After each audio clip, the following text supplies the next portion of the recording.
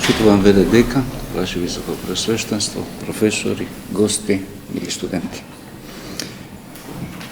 Односот на црквата кон технолошките иновации е насловот за што денеска ќе говорам. Одговорот е секогаш е позитивен, доколку тоа и од полза на црквата за да ја заврши и изврши својата мисија. Што е технологија? Да расчистиме прво зашто зборуваме. Технологијата може да има повеќе значење. Првото е наука за преработка на суровини во готови продукти.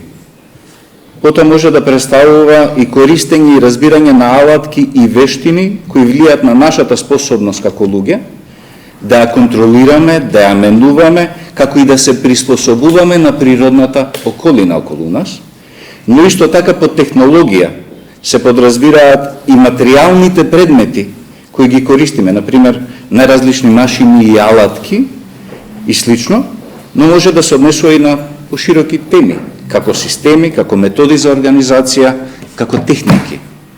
Значи, терминот технологија е многу широк, не се однесува само на она што денес ни се случува како технолошки напредок во делот на чиповите и компјутерската технологија. Терминот е многу широк. Затоа велам, црквата ги користи технологиите секојдневно за да изврши својата мисија. Најчесто кога зборуваме за технологија, зборуваме за нешто материјално, нешто световно и е во контекст на напредокот на општеството и подобрување на животот на луѓето во секојдневието. Секој откритие на нов процес на производство, на нов материјал, на нова машина, ново орудие влегува во описот на технологија. Светот од создавањето до денес технолошки секојдневно напредува. Некогаш тоа е лесно видлив напредок, бидејќи се случува ново големо откритие што претходно го немало, меѓутоа некогаш ни се чини како нешто нормално за времето во кое што живееме. До 18 век технолошкиот развој на човештвото оди полека, чекор по чекор. Од 18 век пронаоѓањето на парните машини особено, почетокот на индустриализацијата која што се започнува еден невиден брз развој на различни технологии кои ги покриваат сите точки од општеството. Откривањето на транзисторите и на чиповите пак уште повеќе ја забрзува таа индустриализација.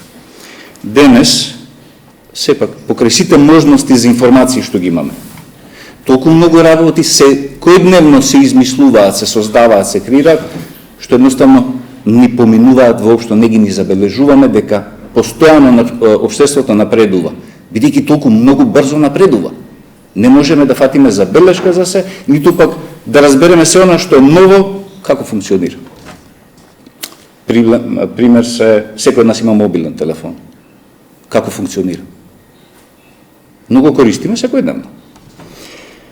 Црквата, таква каква што е, дел од општеството, дел од светот, но поради незината природа и дејноста на црквата во светот, често пати ја перцепираме како статична по однос на технолошкиот напредок, некои би не нарекле дури и назадни. Но тоа е погрешно видување на црквата, не е точно. Со векови технолошките изуми, новите технологија, новите откритија доаѓаат токму од и во црквата. Манастирите и црквите се местата каде што се чува знаењето на човештвото. Универзитетите потекнуваат од манастирите и од црквите, не се од светот. Тука ќе треба да направиме една дистинкција меѓу Римокатоличката црква и православната црква. Ова што го кажав претходно, во голема мерка се однесува на западната црква. Заради општествените околности во кои што се развива, за жал не може тој позитивен поглед да го светиме кон православната црква од едноставна причина. Не сме имале можност. Православните земји се под турско владење. Слободни се руските земји, но не се, бидејќи тоа е синодалниот период, кога начело на црквата во Русија го имаме оберпрокурот, односно човекот кој што управува со таа црква во име на руските цареви. Како и да е, црквата има само една задача во светот. Таа се темели на Христовите зборови, ги наоѓаме на крајот од Евангелието според Матеј и Е вака дефинирана нашата задача во светот. Одете и научете ги сите народи, крштевајќи ги во името на Отецот и Синот и Светиот Дух и учејќи ги да пазат се што сум ви заповедал. Имајќи го ова предвид, ние сме должни како црква да се користиме со сите технолошки иновации и се што ни е овозможено и од полза за да ја шириме ова дејност. Одете, вели Христос, и сме оделе прво на пеш, па на конј, па на магаре, па со конјска кола, па со воловска кола, па некој измислил велосипед, па се качивме на велосипед, па потоа измисля парна машина, па почнавме возови да користиме. Па излезе нафтата, па имаме автомобили на нафта, на бензин, на метан, на газ, сега сме во време на електрични автомобили. Нешто што нашите родители им било чудно, а не па на нашите прадедовци, дедовци или предходно. Нам, бидејќи живееме во ова време, не е нормално да има електричен автомобил. Црквата нема проблем да ги користи. Зошто? Затоа што ние сме должни да одиме. Каде? Кај сите. Зошто? За да шириме Христовата ука и наука. Тоа е технолошки напредок кој што црквата го користи, но го земаме здраво за готово. Научете ги сите народи, вели Христос, и ние поучуваме. Прво, кога сме оделе пеши на конј и на се сме говорели, и ден денеска говориме. Потоа сме почнали да запишуваме со перо и мастило. Потоа некој му текнало да земе парче графи, да го стави меѓу две дрва и да стане молив. Потоа на некој му текнало да направи вакво нешто. Ова е пенкало. Ова е еден од најголемите напредоци во историјата на човештвото. Не ви треба мастилница, не ви треба ништо друго. Ви треба пенкало, за да го сочувате знаењето за еднината. Многу едноставно. Го земаме и ова здраво за готово. Потоа некој измислил печатници. Прво биле дрвени, па со керамички, па со глинени, па со метални букви. Функционирале, но не многу добро. Били и скапи. Потоа хартијата станала ефтина. Гутенберг ја измислил печатницата со менливи букви, со лиени букви. Меѓу првите книги што се отпечатени е Библијата. Ден денеска црквата секојдневно печати литература. Зошто? За да ги научи луѓето. Тоа е најновата технологија. Прво беа машини за куцање, исто имаше за по дома. Па потоа имаше за по дома, ама електрични, поедноставно се куцаше. Па потоа дојде на барабани, па ланчени, па дотфикс имаше, па ласерски, денеска имаме и така наречени инкджет, односно на мастило. Може кој сака, што сака да отпечати дома. Можете да користите компјутер, можете и телефон да отпечатите. Тоа е технологија најнова што црквата користи денес.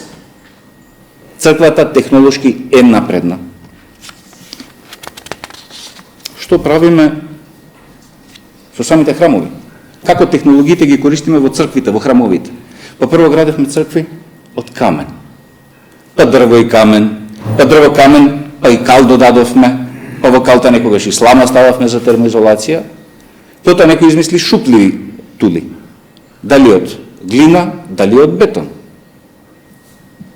Па имаме цркви од бетонски армирачки платна. Погледнете го колкав е столбот. Меѓутоа стои. Никој од нас не се прашува како. Зошто? Затоа што е тоа за нас, барем денес, нова, стара технологија. Кога се појавиле, не верувале многу луѓето во тоа. Го гледале како нешто ново, нешто туѓо. Не секогаш напредоците во технологијата, воопшто светот, не само црквата, ги прифаќа веднаш со двете расширени раце. Полека, меѓутоа црквата го следи технолошкиот развој на општеството. Црквите порано имале малецки прозорци. Зошто? Стаклото било скапо. Денеска имаме големи. Обично припратите денеска не се целите стаклени. Не само што стаклото помага да влезе светлина, порано правило проблем, бидејќи тенко било ладно.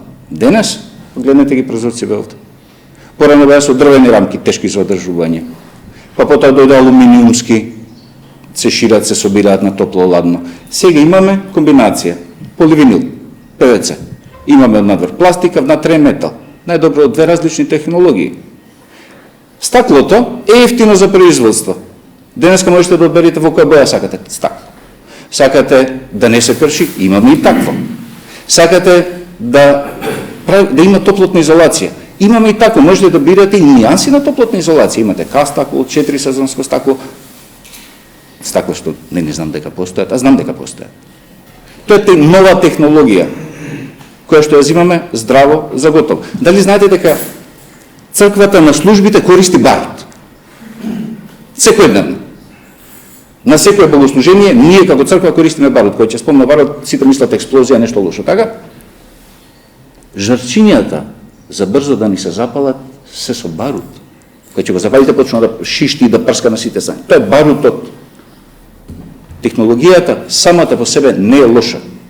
Начинот на кој што ќе ја искористиме ја прави полезна или штетна.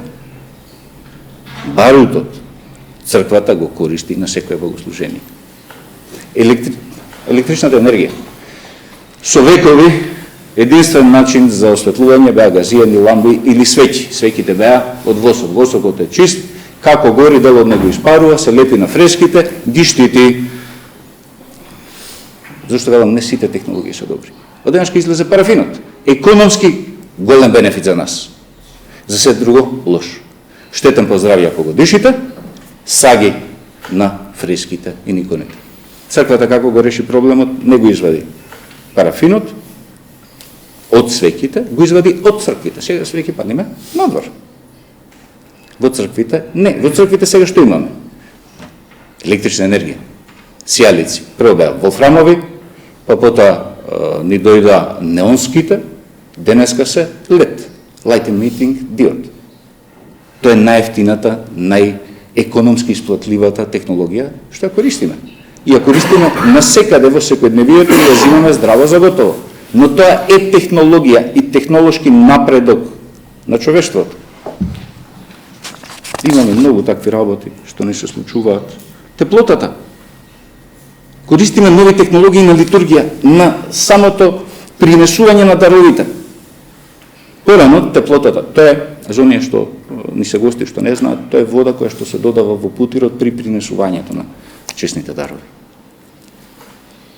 Се грееше во некој сад, некаде во кујна, некаде во друга просторија, надвор, на дрва, на плин, зависи какво печка шпоред имаш.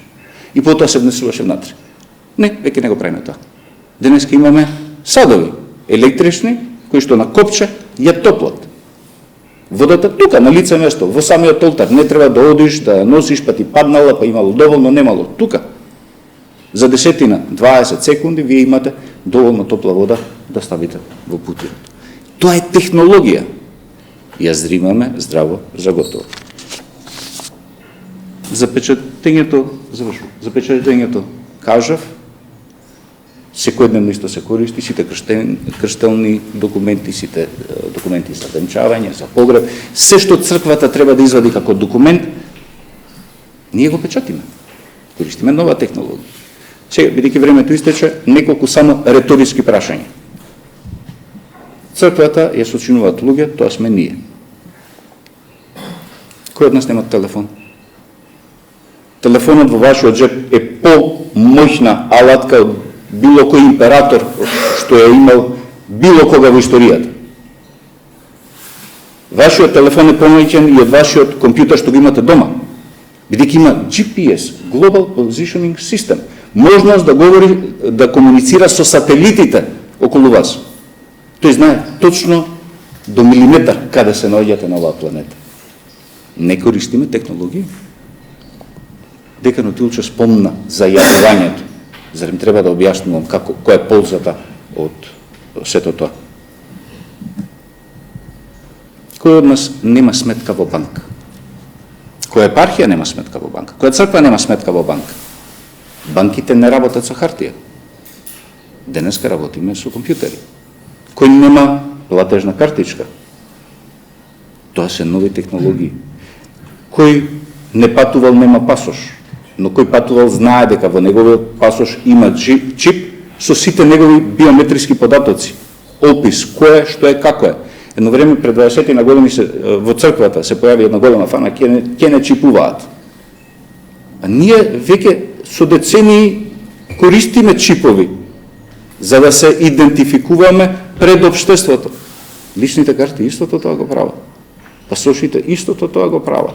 Чипувањето порано било аналогно, со хартија. На хартија пишувало кој си, каков си добивал дозвола да патуваш од една во друга држава. Разликата е што веќе не е хартија, туку е електронски запишана информација која што имаш од тебе.